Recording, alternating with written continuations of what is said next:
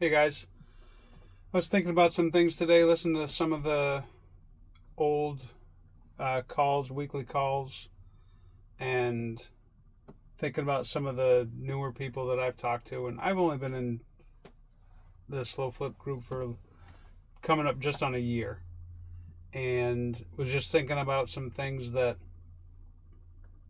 I would want to say to new people coming in, or maybe you haven't got, you've been in for a minute, but you haven't got your first slow flip yet, or maybe you got one or two. But a couple of things that I wanted to just talk about to give you some guidance from somebody that's just a little bit further down the path than you.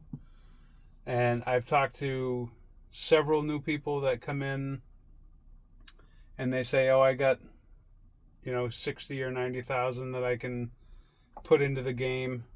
So I'm going to get three with my own capital and then go on to raise, from private lenders."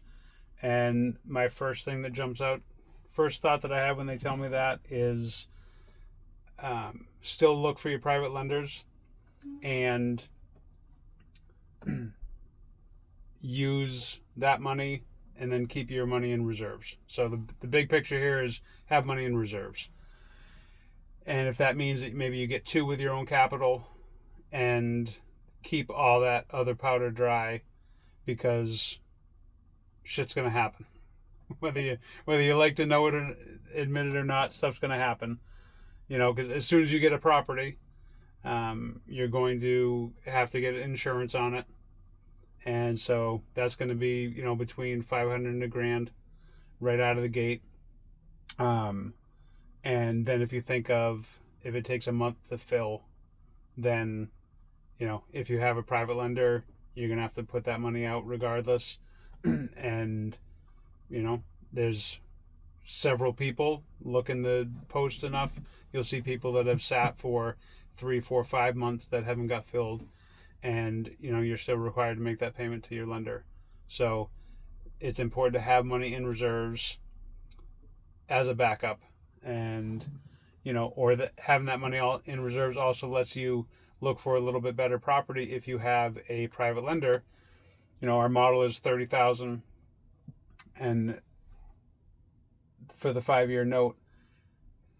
And what I would say is, if you have a little bit of capital left over, say you have 20 or 30 grand to put in, get your private lender, and then you might be able to look at houses that are, the $35,000 to $40,000 range, which would allow you to bring a little money to the table, and then use your private lender for your 30, and then you still have your 5-year model on that, but you potentially have a better property from the start.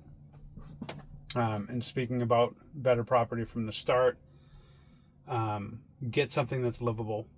Only look at the stuff, look at all the deals. Get your 100+ houses in that you've looked at, and you'll start to see that this one that needs, almost a full rehab to be ready for a buyer, or this one that's fairly livable and somebody could move in right now, that's literally down the street for a pretty similar price point, those are going to start to jump out at you. And don't be a hero and try to get the one that needs the work and think that, oh, I'm going to just market it to a contractor and let them do the work to it and raise the value. I'd rather see you get something that is in better shape, and then you can get, that couple with the 2 kids that want to move in and have a down payment and, can hit the ground running and move into a nice, safe, secure property. And do your research on your markets. Dig into at least 100 houses in each market. Get to know that market really well. I like the idea personally of getting 5, 10 or more houses in one market before you move to another market, because you're going to get to learn the important things about those individual markets. Peoria loves their city code people. love our houses because it keeps them busy. And you'll start to learn the processes of what they do and the different inspectors for the different areas. Whereas if you have one in Peoria and then jump over to Decatur for one, they do things a little bit differently. And then you go to East St. Louis and you have those issues over there. And I don't know anything about East St. Louis or Missouri because I don't go in that market. I'm building up my footprint in my two markets right now. And, then you get over on the Missouri side of the river and everything that they do differently.